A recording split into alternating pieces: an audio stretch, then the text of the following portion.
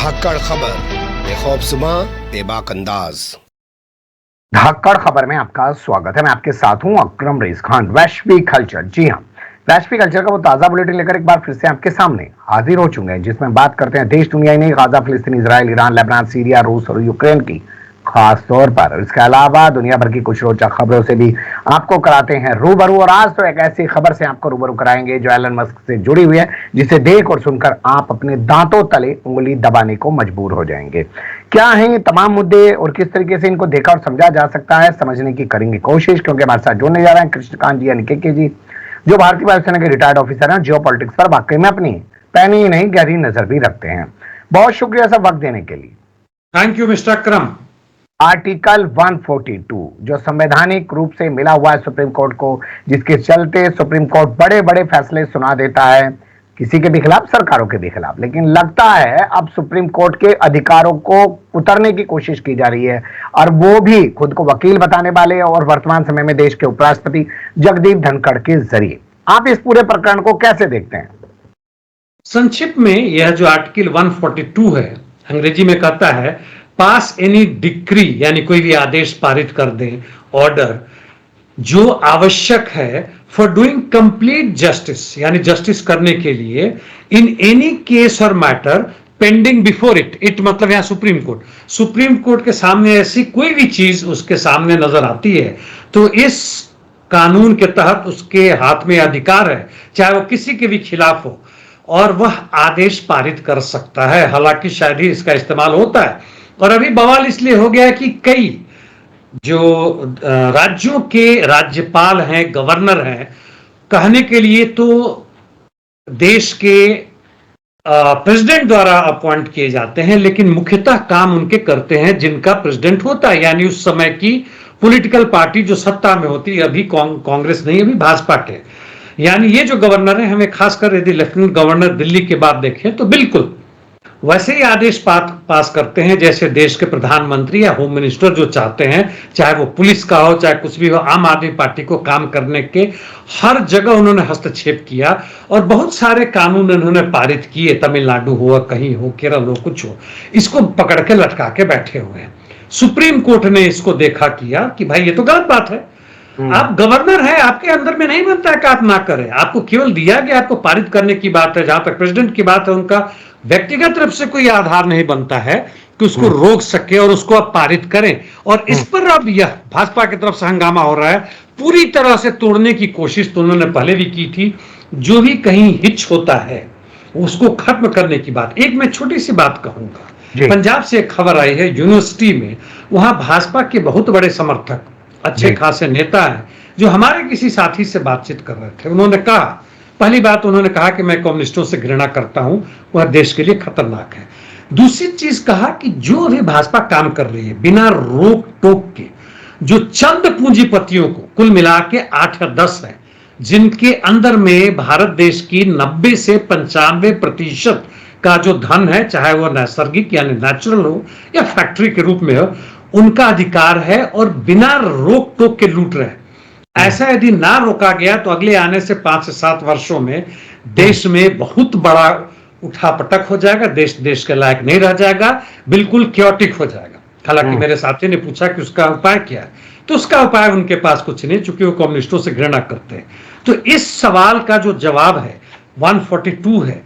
भाजपा बिल्कुल नहीं चाहती है कि उसके नेताओं की, यानी बड़े बड़े पूंजीपतियों के रास्ते में कोई भी अड़चन आए उसको रहने दे, और उसको भी तोड़ने की यह कोशिश है।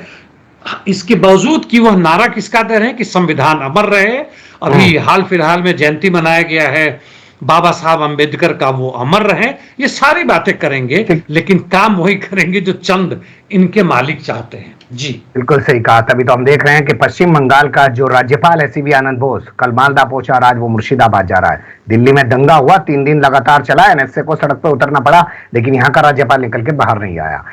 उत्तर प्रदेश के क्या क्या हालात हो चुके हैं, वहां की राज्यपाल कभी निकल के बाहर नहीं आती हैं, लेकिन जहां विपक्षियों की सरकार है वहां पर राज्यपाल बड़ा खेला करने में लगे रहते हैं। खैर, अगली खबर का रुख कर लेते हैं। कश्मीरी प्रोफेसर को क्यों मारा गया सर? ये बड़ा दुर्भाग्यपूर्ण है। वैसे कहने के लिए तो आर्मी ने कोर्ट ऑफ इंक्वायरी ऑर्डर कर दिया है, जो कुछ भी चीज होता है और उसका क्या नतीजा आएगा हमें नहीं पता, काफी समय लग सकता है, कुछ ना भी आ सकता है। दूसरी तरफ वहां के हाई कोर्ट जज ने भी पर्सनली एसएचओ को बुलाया है उस क्षेत्र के घटना क्षेत्र का, क्या पाए और बताएं कि क्या हुआ। घटना यूं है कि ये जो प्रोफेसर साहब हैं ये बेसिकली दिल्ली यूनिवर्सिटी के हैं, लियाकत अली इग्नू के मतलब पढ़ाने वाले, Indira Gandhi national open university के प्रोफेसर है, असिस्टेंट प्रोफेसर है। ये वहां गए थे किसी शादी में अपने भाई के साथ ही। ये प्रोफेसर हो गए, ये असिस्टेंट प्रोफेसर है। इनके भाई जो थे वह तिब्बतन बॉर्डर पुलिस फोर्सेस के पार्ट है, मतलब उनके हैं। और उनका भी कहना है कि इनके परिवार के अधिकांश सदस्य आर्मी में कहीं ना चाहे जवान हो चाहे जैसे हो, इन्हें बड़ा गर्व है कि भारतीय सेना के हिस्सा है। जब वापस लौट रहे थे तो एक कंपनी कमांडर, इंडियन आर्मी के कंपनी कमांडर इनको रोका, कैप्टन हो या जो भी रैंक हो मुझे नहीं पता, कंपनी कमांडर जनरली या कैप्टन या लेफ्टिनेंट जो भी रहे होंगे। ये जाके इन्होंने रोका, कहा कि आप कौन हैं, तो ये अपनी इज्जत के साथ, भाई हम भी प्रोफेसर हैं, हम फौज से हमारा ताल्लुक है, अपना आईडेंटिटी कार्ड दिखाया गाड़ी से बाहर निकल के। उसने कहा हमें आई कार्ड दिखाते हो, और उसके बाद से इस पर आक्रमण कर दिया, राइफल के बट से इनके चेहरे मारा, गर्दन मारा, सर में हो गए। ये अंदाजा लगा सकते हैं कि 6 या 7 स्टिचेस लगे, बेहोश हो गए। इनके भाई ने भी जब हस्तक्षेप करने की कोशिश की कि भाई मैं भी फौजी हूं, तो उनकी भी पिटाई हुई। आगे कहते हैं कि जिन पर मैंने एक अंधा विश्वास किया उन लोगों ने मेरे ऊपर आक्रमण किया। इसका क्या मतलब है? आर्मी का कहना है कि एक पहले से खबर था कि कोई टेररिस्ट ग्रुप का एक बंदा आ रहा है, मतलब मुझे लगता है कहानी है, हो सकता सच्चाई भी हो, इसलिए इनको रोका गया तो ये लोग हमसे हथियार छीन रहे थे। यह बात निश्चित रूप से झूठ है, क्योंकि ये 2-3 लोग पूरे कंपनी का एक छोटा सा हिस्सा, टुकड़े जो मान लेते हैं कि 5-6 ही हो, तैयार है राइफल वगैरह सबके साथ, ये छीनने की कोशिश करें। हाँ, मार रहे होंगे तो अपने को बचा रहे हैं, वो छीनना नहीं होता है। तो आप ये भी तो कह सकते हैं ना सर कि जब इन्होंने अपना आइडेंटिटी प्रूफ दिखाया तो एक तो मुस्लिम थे, दूसरा जो है कि इनकी जान बच गई, इनको इसी में खुश हो जाना चाहिए, वरना एनकाउंटर में मार दिए जाते तब क्या कर लेते। यह भी संभावना है। ये कह रहे हैं प्रोफेसर साहब कि इस तरह से इनकाउंटर भी किए जा सकते हैं और लोगों को खत्म किया जा सकता है। और मेरा कमेंट यह है, ये तो घटना घटी, मेरा कमेंट यह है कि कश्मीर में जब से धारा 370 को लिक्विडेट किया गया है और जो स्थिति बनाई गई है भारतीय सरकार द्वारा, भाजपा द्वारा, भारत सरकार ना कहे भाजपा द्वारा, उस स्थिति में जो जनता का जो भी तथाकथित रूप से इनकी कोशिश थी कि उनका हम विश्वास जीतेंगे, उसको और धाराशायी कर रहे हैं। पिछले ही कुछ समय पहले 20 साल के युवक ने फेसबुक पे डालते हुए लिखा था कि मेरे साथ बहुत दुर्व्यवहार किया गया और आत्महत्या की गई है, कर लिया उसने बेचारे ने। और इस तरह से आर्मी का इस्तेमाल हो रहा है। नौकरों के साथ भी नहीं कर रहे हैं वो तो अच्छा व्यवहार, हमने उस पर भी बात की थी सर, उनके अपने नौकर के साथ क्या क्या करते हैं जी। तो ये हालात जो है पूरे कश्मीर में, ये छोटा मोटा अंदाजा आता हमें दिखता है ऐसे, लेकिन कहीं से भी शांतिपूर्वक नहीं है। और ऐसे कहें तो पूरे भारत में नहीं है। बांग्लादेश नहीं, बंगाल में जो हुआ आप देख ही रहे, बिहार से वहां लोग जा रहे हैं दंगा करवाने के लिए, दिल्ली में हुआ, ये यूपी से आए हुए थे, गुजरात में जो दलितों के साथ अभी भी हो रहा है, जो खबर मिल रही है जिसकी चर्चा हमने हाल फिलहाल में नहीं किया है, कि पूरे जगह नौकर हो, जो भी हो, मालिक हो, जैसे हो, और जब सत्ता में आते हैं तो आपको लगता है, भले ही आप हवलदार हो, कंपनी कमांडर हो, आपको लगता है कि इसको मारना मेरा कर्तव्य है। जी, 1971 की जो त्रासदी है या जो जंग हुई, जो युद्ध हुआ जिससे पाकिस्तान से अलग हुआ बांग्लादेश, अब वो उसका मुआवजा चाहता है $4.5 बिलियन। $4.5 बिलियन। इसके जो विरोधी हैं कहते हैं कि उस समय जो हमारे यहाँ हुआ था और उसमें पाकिस्तानियों ने उस 9 महीने के लड़ाई के दौरान करीब 30 लाख अब बांग्लादेश के लोगों को मार दिया, 4 लाख औरतों के साथ बहुत ही भयानक दुर्व्यवहार किया। उसका मुआवजा तुम ये 50 लाख करोड़ टका, जिसको आपने $4.5 बिलियन में कहा, टका मतलब वहां का जो रुपया है, जी जी, उस हालत में मांग रहे। तुम्हें शर्म नहीं आती? लेकिन जमात इस्लाम जो अभी वहां के सत्ता के साथ काम कर रहा है, उसका कहना है कि जो 1971-70 में जो हुआ आंदोलन हुआ वह सही नहीं था, हम पाकिस्तान से अलग होके, वह उसका उसी तरह से विरोध करता था जैसे आरएसएस अंग्रेजों के साथ होता था और जो हमारी आंदोलन चली थी स्वतंत्रता का उसका विरोध करता था। वह कहता था पहले अल्पसंख्यकों से लड़ो, उनको दबाओ, अंग्रेज तो हमारे अपने हैं। आज भी उनको अपने लगते हैं, अमेरिका भी अपने लगते हैं। तो यह पूरे मानव समाज का एक बहुत बड़ा दुर्भाग्य है, जैसे 2014 में यूक्रेन में हुआ और वो लोग सत्ता में हैं जिन्होंने जर्मन नाजी का साथ देख के हजारों लाखों पोलैंड के मारा था, वही पोलैंड इनके साथ दे रहा है। इजराइल में जिसको मार के जर्मनी ने भगाया था, जर्मनी के साथ मिलके यहूदियों को मार रहे हैं। हाँ, चलिए यही सब होता है दुनिया में, क्योंकि सब चीज जब धंधे के लिए होती है तो फिर कोई ईमान नहीं बचता है।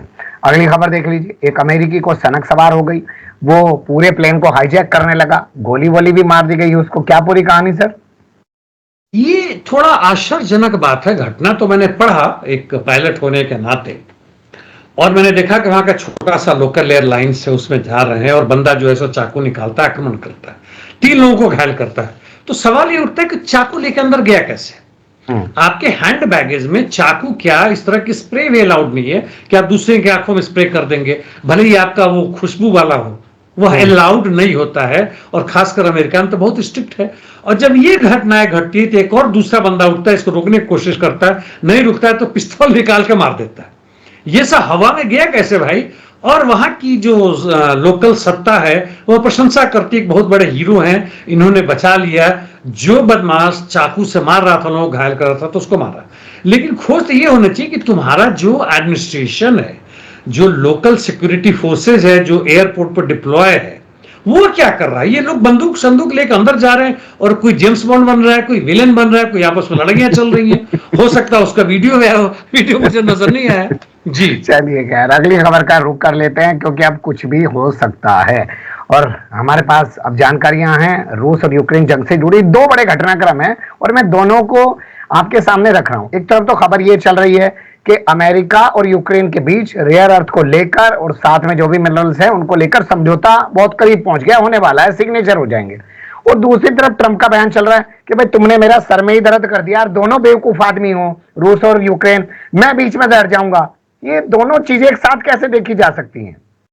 ट्रंप जिस जोश के साथ आए थे और उन्होंने सोचा था कि पूरी दुनिया को मुट्ठी में कर लेंगे, अमेरिकी साम्राज्यवाद जो कर रहा है कर ही रहा है, उसके एडिशन में कर लेंगे और अमेरिका को फिर से मैन्युफैक्चरिंग हब बनाएंगे, जो कि बहुत कम हो चुका है, और इसीलिए मागा का नारा उनका।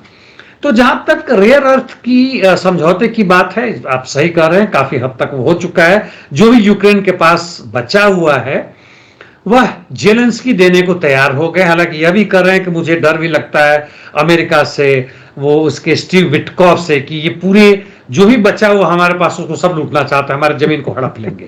तो यह तो बहुत पहले तुम्हें समझ में आना चाहिए कि जब तुम अमेरिका और यूरोपियन यूनियन नेटो की गोद में बैठ के रूस से लड़ रहे हो तो तुम्हारा हश्र यही होने वाला है। तुम कहीं से भी हीरो नहीं बनोगे। इतिहास में क्या लिखा जाएगा भविष्य में तो भूल जाओ, लेकिन अभी हालत में ही तुम्हारी हालत जो है ना घर की होगी ना घाट की होगी। लेकिन मेरा सवाल यह है कि जब समझौता हो ही गया सर, तो फिर ये ट्रंप ऐसे नाराजगी दिखाने का क्या मतलब बनता है? भाई लूट तो रहे ही हो ना, उसको माल तो तुम्हें मिल ही रहा है ना। नाराजगी दिखाने का कारण है कि इनकी जनता भी इनकी पिटाई करेगी, विपक्ष इनकी पिटाई करेगी, छोड़ेगी नहीं। कि तुम आखिर किस चीज के लिए, देश की स्वतंत्रता की बात, सॉवरेंटी की बात, बड़ी बड़ी बातें कर रहे थे, कुछ नहीं बचा। 20% से अधिक क्षेत्र और 70% से अधिक जो तुम्हारे यहाँ खनिज थे, रेयर एलिमेंट थे, वो रूस ले गया। जो बचा उसमें कुछ इंग्लैंड, कुछ फ्रांस, कुछ पोलैंड, और बाकी जो बचा बाकी वो अमेरिका लेके जा रहा है। हमारे पास क्या बचा? हम तो बिल्कुल गायब हो गया था कि एग्रीकल्चर लैंड तक हमारे पास नहीं बच रहा है, वह भी कहीं ना कहीं से लीज पे हो गया है। उसी तरह से खोखला कर रहे हैं जैसे अफ्रीका के कई देशों में फ्रांस, अमेरिका, इंग्लैंड, इन लोगों ने कर रखा है। ये लोग चूस लेते हैं बिल्कुल तरह। वैसे भाई देखिए, छोटा मोटा न्यूज ये है, इससे मेरे को रिलेटेड याद है हल्की एक लाइन में, कि पाकिस्तान और बेलोरसिया के बीच में काफी घनिष्ठ आर्थिक संबंध बन रहे हैं और 1.5 लाख पाकिस्तानी जाएंगे बेलोरसिया में काम करने के लिए, क्योंकि वहां पे काम करने वालों की कमी आ गई है। अब हमारे योगी जी देखें कि क्या करना है, कि कितना भेज रहे हैं इजराइल में। और दूसरा ये है कि आर्मेनिया में क्योंकि अस्त्र शस्त्र अभी तक रूस से लेता था, अब वह 40% से अस्त्र शस्त्र अब वह भारत से ले रहा है। और भारत से वैसे ले रहा है जो भारत के काम का नहीं रह गया, पुराना पड़ गया, चूंकि पाकिस्तान और उसके हो गया। तो भारत ही बड़ा खुश है। हालांकि इसका सोशल मीडिया में आना चाहिए कि देखो भैया मोदी जी ने क्या कमाल कर दिया। हालांकि यह निश्चित रूप से अपना पुराना माल नया बना के बेच रहे हैं। निश्चित रूप से ये दोनों तीनों चीजें जो घटनाएं हैं जो आपने प्रश्न पूछा उससे लेके, उसका आधार है अमेरिकी नेतृत्व में, ये वहां रूस के खिलाफ इनको मजबूत किया जा रहा है। जी, क्रीमिया बताया जा रहा है कि रूस के हिस्से में ही चला जाएगा सर। क्रीमिया वैसे भी जब तक स्टालिन थे या जब तक यूएसएसआर था, वहां मुख्य रूप से 90-95% अधिकांश लोग रूसी थे, वह रूस का ही हिस्सा था।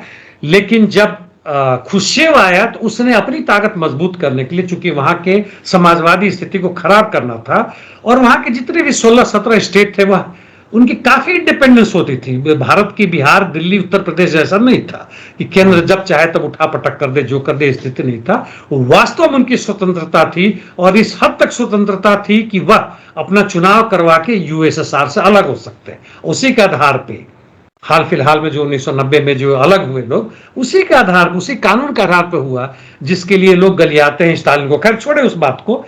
और 2014 में जब, उसके पहले तो इन्होंने दे दिया था यूक्रेन को कि भाई तुम ये यूक्रेन का हिस्सा है, खुश्चेव ने दे दिया था, तो वहां के लोगों ने कुछ नहीं बोला। यूएसएसआर का हिस्सा, क्या अंतर पड़ता है, बेतिया या उसके अलग बगल जगह में वो बिहार का हिस्सा हो या यूपी का हिस्सा हो, या आरा या बक्सर जगह है, दोनों हिंदी भाषी, दोनों एक ही जैसे। 2014 में जब हंगामा हुआ, यहाँ के यूक्रेनियों को भगाया गया यूक्रेन से, और भाग के तब रशिया को, पुतिन को लगा है तो गड़बड़ हो रहा है, वहां अब अमेरिकी सत्ता आ रही है, तो इन्होंने अपनी सेना यूक्रेन में, क्रीमिया में भेज दिया, चूंकि ब्लैक सी के ऊपर कंट्रोल रखना था और यूक्रेन को दूर रखना था। और उस समय वहां पे, उसी समय मार्च में उन्होंने वहां चुनाव करवाया। 90 से 95% से अधिक लोगों ने रूस के पक्ष में आने को कहा और उसको ले लिया गया। हालांकि वेस्ट हमेशा विरोध करता रहा कि नहीं भैया यह बात गलत है। फॉकलैंड में जो अर्जेंटीना वहां पे घुसा, जबरदस्ती इंग्लैंड घुसा था वहां पे थाचर के समय में, उस पे थाचर ने सेना भेजा, वहां हार गई, और वहां पे सेना के अधिनायकत्व में चुनाव करवाया गया। और फॉकलैंड में कुछ हजार लोग होंगे, किन्ने वोट दिया किन्ने नहीं दिया नहीं पता, वो कहते हैं कि फॉकलैंड में इंग्लैंड का हो गया। उसको मानते हैं, इसको नहीं मानते। लेकिन अब अमेरिका कहता है, सॉरी मैं इतिहास में इसलिए गया कि जनता हमारी, वो बताना जरूरी था सर, बहुत अच्छा किया आपने और समझ भी आया वो।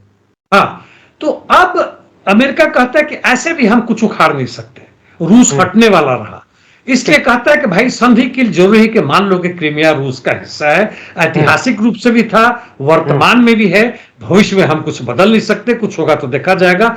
अभी युद्ध की शांति हो कि जो भी यूक्रेन में बचा हुआ है उसे बचाया जाए। जी, युद्ध की निंदा करने पर 19 साल की लड़की को जेल में डाल दिया पुतिन ने सर।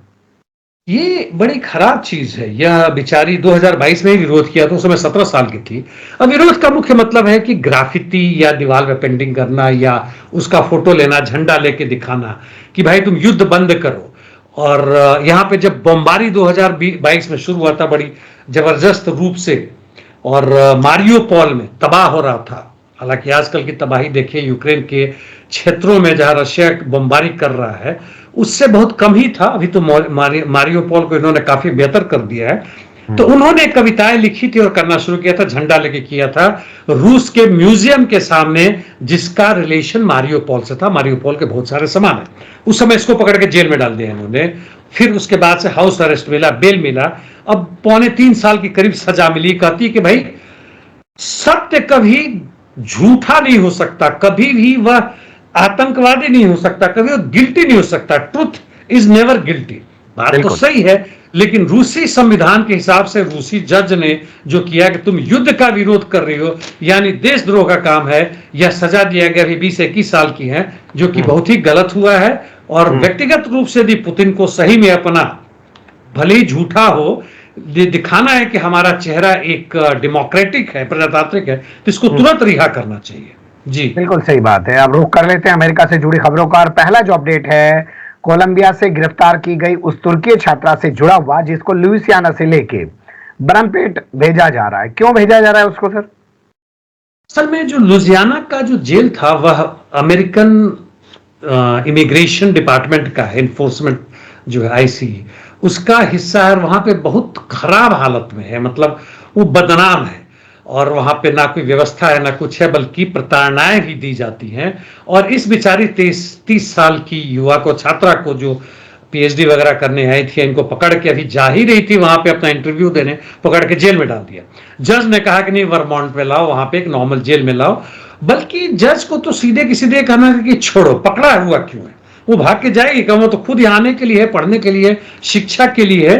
तो यह पूरा दिखाता है कि ट्रंप का चेहरा किस तरह से केवल तानाशाही का नहीं है, बल्कि हर तरह के अत्याचार और खून से भरा हुआ है, चाहे वह पैलेस्टीन के लैंड से लेकर खुद अपने देश के अंदर तक है।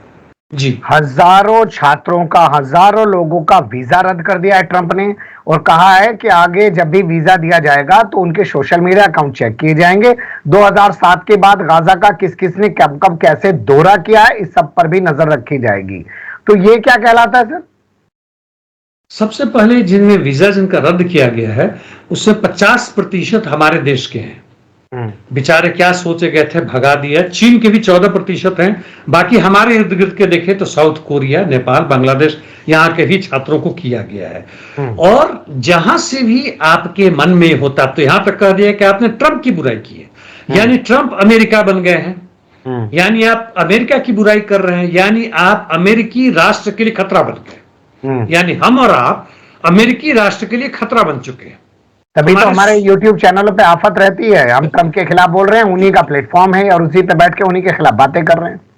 अब यहां तक सोच लीजिए, जो आपने कहा कि 2007 में जो गाजा में गए हुए और सोशल मीडिया पे भी उन्होंने कुछ लिखा हुआ है, तो उनको हम वीजा नहीं देंगे। हम जानना चाहेंगे उन्होंने क्या लिखा है।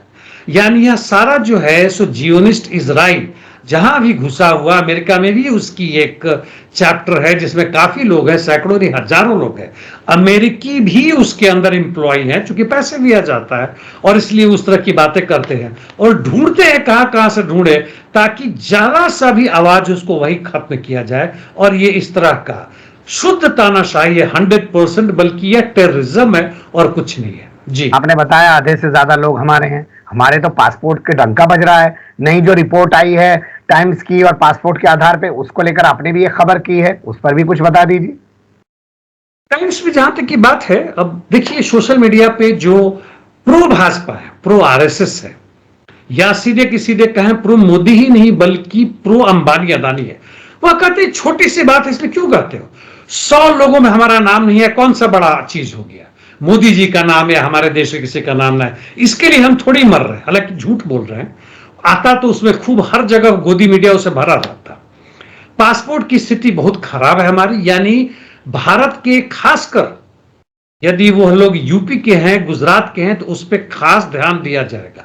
या यूरोपियन यूनियन में, ब्रिटेन में और खासकर अमेरिका में हो रहा है कि ये लोग धूर्त है, मक्कार है, इनको देखना कि मतलब गुजराती है तो ठीक है, गुजराती भी ठीक नहीं है, यूपी के भी ठीक नहीं है, उल्टा तो ये स्थिति है। लेकिन सोचिए उनका दिमाग और उनके जो भक्त हैं जो सोशल मीडिया पे देख रहे हैं, खासकर व्हाट्सएप यूनिवर्सिटी से देख रहे हैं कि नहीं इसमें क्या बात है यार, नहीं किया तो नहीं किया, अगली बार आ जाएंगे।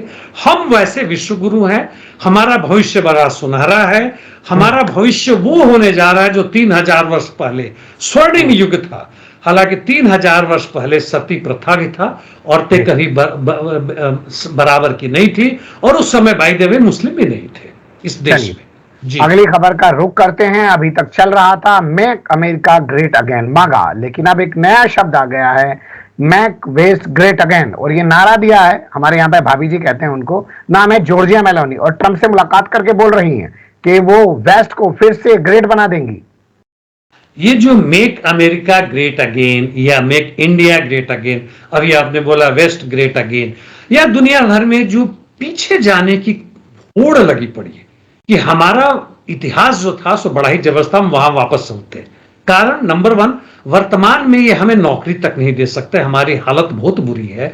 5 किलो अनाज मिल जाए तो बहुत है। अमेरिका में टिकट मिलता है, यानी एक तरह का कूपन मिलता है कि 3 दिन के लिए तुम इस नाइट स्टे वाले में, दिल्ली में भी बहुत जगह है, आप जाएंगे तो नाइट रात्रि में ठहरने के लिए आपको एक कंबल भी दिया जाता है, जाड़ा में खाने को भी दिया जाता है, 3 दिन के लिए 4 दिन दिया जाता है, भोजन भी मिलता है, लाइन में लगे मिलता है। आपकी स्थिति ये हो गई है। भविष्य में बहुत ये लोग दिखा रहे हैं, लेकिन कुछ भी होता हुआ नजर नहीं आ रहा है। जितनी भी आप बेकूफ बना रहे हो, भंडा फुट रहा है।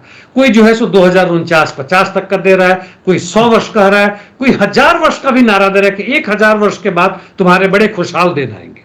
चलिए, लेकिन इससे जनता, जी एक लाइन, जितनी जनता भ्रमित हो, पीछे जो जाने की बात है, यानी ओल्डन टाइम का जो इंडस्ट्रियल एरा, जो इंडस्ट्रियल रिवोल्यूशन हुआ था इंग्लैंड में, वहां जाने की बात है। तो एक लाइन यह बताऊं कि इंग्लैंड में भी कहते हैं कि व्हाइट माउंटेन ऑफ बोन्स, यानी वहां के हजारों लाखों कर्मचारी मरे थे, मारे गए थे, उनका पहाड़ लग चुका था। जी चलिए, अब गाजा की खबरें शुरू करेंगे फटाफट अंदाज में, लेकिन उससे पहले एक बड़ा दिलचस्प अपडेट है एलन मस्क से जुड़ा हुआ। बंदा अब जापानी बच्चे पैदा करेगा, पूरी सेना खड़े कर देगा क्या पूरी दुनिया में अपने बच्चों की? यह बहुत घटिया आदमी, पहले भी इसकी हमने शायद थोड़ी सी चर्चा की थी। और अपना स्पर्म यदि भेज रहा है, शुक्राणु भेज रहा है कहीं पे, या सीधे शारीरिक संपर्क बनाना चाहता है, दो तीन कारण रहते हैं। एक तो कहता है कि विश्व की आबादी घटने वाली है।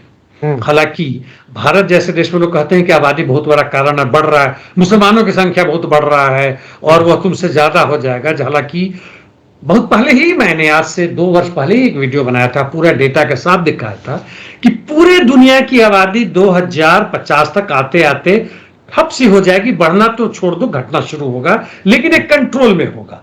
ये कह रहा है कि घटने वाला, इसलिए मस्क अपनी तरफ से अभी तक 14 बच्चे जो ज्ञात है कर चुका है पैदा, और अज्ञात रूप से भी सीक्रेट भी कर रहा है।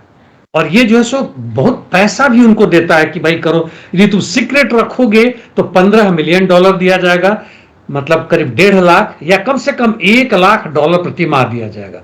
कुछ महिलाओं ने जो बच्चा पैदा किया तो हंगामा कर दिया, तो घटा दिया, 40,000 महीना देता, 20,000 देता है। हालांकि इसके अपने खुद के बच्चे, और अप्रत्यक्ष रूप से छुपा छुपा के उसने कहा दिया, अभी तक कुछ पता नहीं।